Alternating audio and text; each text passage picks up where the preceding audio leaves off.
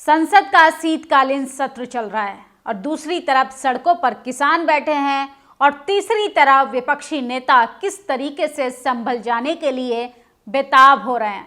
ये तमाम खबरों पर बातचीत करेंगे, लेकिन सबसे बड़ी खबर है महाराष्ट्र चुनाव को लेके। महाराष्ट्र चुनाव को लेके बड़ी कंफ्यूज थी भारतीय जनता पार्टी। तमाम लोग ईवीएम को लेकर भी तमाम सवाल खड़े कर रहे थे और सोचिए चुनाव आयोग पर भी एक गंभीर सवाल तो बनता है कि जहां पर जनता ने बीजेपी को वोट ही नहीं दिया, वहां पर 800 से 900 वोट बीजेपी के खाते में कैसे पहुंच गए। लोग अपने पैसे से जांच कराने के लिए भी तैयार हैं, लेकिन चुनाव आयोग का कहना है कि कोर्ट के फैसले के बगैर हम कोई भी काम सरकार के खिलाफ नहीं कर सकते हैं। ये तमाम बड़ी खबरें हैं जो हम आपको बताएंगे। फिलहाल बड़ी खबर यह है कि संभल मुद्दे को लेके राजनीतिक माहौल गर्माता जा रहा है। दिल्ली का चुनाव नजदीक है, यूपी का चुनाव आने वाले टाइम में देखने के लिए मिलेगा, लेकिन जैसे ही उत्तर प्रदेश में चुनाव होना शुरू होता है, बीजेपी का हिंदू मुस्लिम एंगल जो है खुलकर निकलकर सामने आता है। सोचिए किस तरीके से संभल हिंसा हुई, उसमें बेकसूर 6 लोगों की मौत हो गई। इस पर कोई बात नहीं कर रहा। अखिलेश यादव ने तो भरी संसद में कह दिया कि ये प्री प्लान हिंसा थी, ये सरकार के कहने पर हो रही थी। इस तरीके से आरोप बीजेपी पर लग रहे हैं और आज विपक्ष के प्रतिपक्ष नेता राहुल गांधी और प्रियंका गांधी संभल जा रहे थे। उनको गाजीपुर यानी दिल्ली और यूपी के बॉर्डर पर रोक दिया गया। बीजेपी से अगर आप सवाल करेंगे, बीजेपी से नाकामियों पर उंगली उठाएंगे तो बीजेपी आपको गैर संवैधानिक तरीके से रोकने का, डिटेन करने का, यहाँ तक कि प्रशासन को आगे कर आपको डराने का भी काम करेगी। ये तस्वीर देखिए, ये तस्वीर है राहुल गांधी की, किस तरीके से अपने काफिले के साथ संभल की ओर जा रहे थे और प्रियंका गांधी भी गाजीपुर बॉर्डर पर रोक कर ये सरकार अपनी लोकतंत्र विरोधी गैर संवैधानिक सोच जाहिर कर रही है। आखिर ये सरकार हमेशा डरी सहमी क्यों रहती है? शांति सौहार्द का संदेश लेकर संभल जा रहे कांग्रेस जनों को देखकर ये सरकार इतनी घबराई हुई क्यों है? किस तरीके से किसानों को भी रोका गया, किसानों को डिटेन किया गया। नोएडा के दलित प्रेरणा स्थल में किसान वहां पर डटे हुए थे, जहां से उनको उठाकर बाहर फेंक दिया गया। ये है किसानों की हालत। देश के नौजवानों की हालत तो इससे भी बदतर है। और देवेंद्र फडणवीस होंगे महाराष्ट्र के अगले सीएम। कल तीसरी बार सीएम की शपथ लेंगे देवेंद्र फडणवीस बीजेपी विधायक दल के अध्यक्ष चुने गए। फडणवीस के साथ 2 डिप्टी सीएम भी शपथ लेंगे। तो ये बड़ी खबर हम आपको बता रहे थे। और पंजाब में जिस तरीके से अकाली दल के प्रमुख सुखबीर सिंह बादल की हत्या करने का प्रयास किया गया, स्वर्ण मंदिर में सेवा करते हुए उन पर हमला हुआ, बादल सुरक्षित बच गए, घटना बेहद चिंताजनक है। तो सोचिए किस तरीके से कानून को लोग अपने हाथ में लेते हैं और गुंडागर्दी करने लगते हैं। 2013 के भूमि अधिग्रहण कानून के हिसाब से किसानों को 4 गुना मुआवजा दिया जाना था, लेकिन सरकारों ने इस कानून को आत्मा ही मार दी। रातों रात अधिग्रहण के ऑर्डर हुए, किसानों की रजामंदी की शर्त खत्म कर दी। किसानों को 4 गुना मुआवजा लेकर कागज पर मिला, सब्र का बांध टूटा तो बहुत भारी पड़ेगा। तो सोचिए कैसे कम दामों में किसानों की जमीन हड़प ली जाती है और उन पे कॉरपोरेट घरानों के एक सुनहरे बिल्डिंगों को स्थापित कर दिया जाता है। तो बीजेपी जो नारा देती है, एक है सेफ हैं, तो ज़रा बताएं कि कौन लोग सेफ हैं, क्योंकि जनता तो लगातार सरकार से सवाल पूछ रही है। कल एक छात्रा को पुलिस द्वारा पाबंद किया गया। एसआई पेपर के खिलाफ आवाज़ उठाना गलत है। किरोड़ी लाल मीणा मौके पर पहुंचे, उसके बाद जो हुआ वह सब आपके सामने। तो डबल इंजन सरकार में किस तरीके से छात्रों का भविष्य अंधकार में जा रहा है, एसआई का पेपर लीक हो जाता है। बीजेपी सोचिए कहती है कि ईवीएम गड़बड़ नहीं हो सकता। छोटे से छोटे डी ग्रुप के एग्जाम को भी ये लोग लीक करा देते हैं, पेपर लीक करा देते हैं। पेपर सही हो जाए तो नियुक्ति पत्र नहीं देते। नियुक्ति पत्र के लिए छात्र अगर संघर्ष करते हैं तो उनको लाठियों से उनका स्वागत कर देते हैं।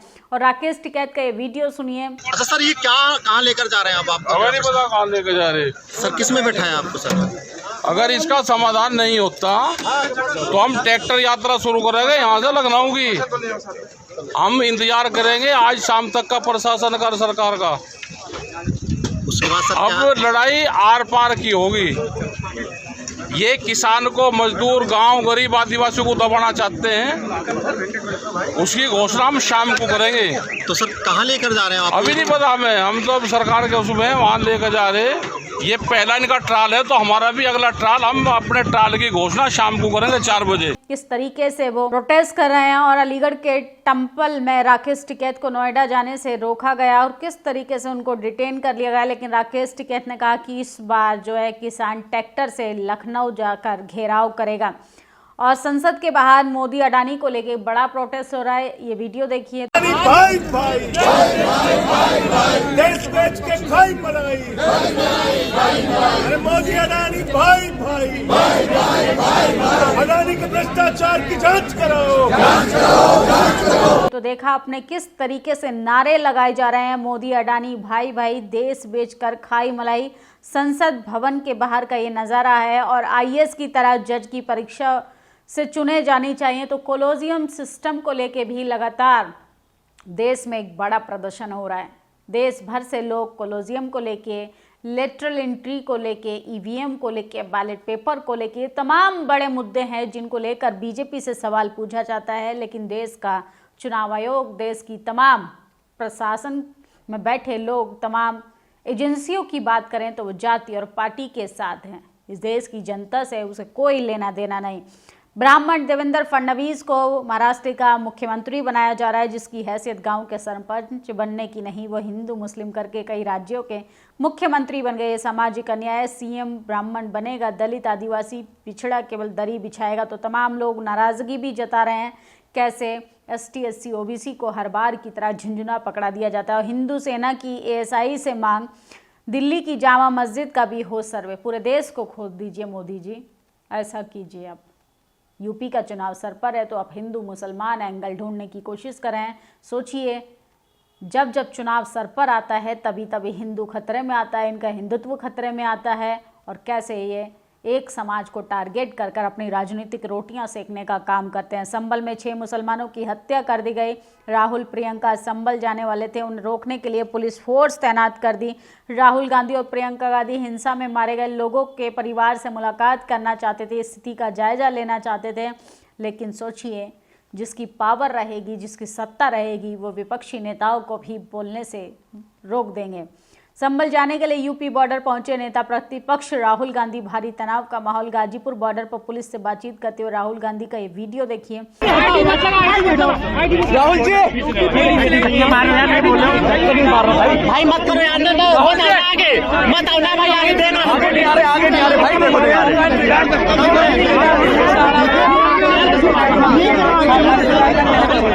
गांधी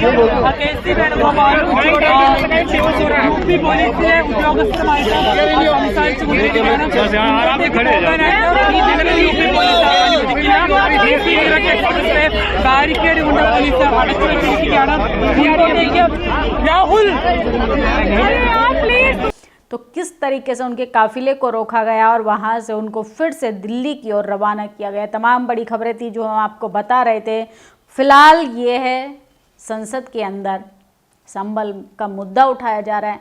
सड़कों पर हिंदुत्व खतरे में बताया जा रहा है।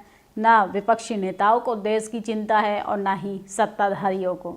ये दोनों पार्टियां मिलकर एक ही विशेष जाति के लोगों का हित चाहती हैं और इसमें गरीब ST SC OBC लोग गुमराह बनकर इनकी बातों में आकर अपने संवैधानिक अधिकारों के ही खिलाफ अलग अलग बंटने लगते हैं। आपकी क्या प्रतिक्रिया कमेंट बॉक्स में ज़रूर बताइएगा। शुक्रिया।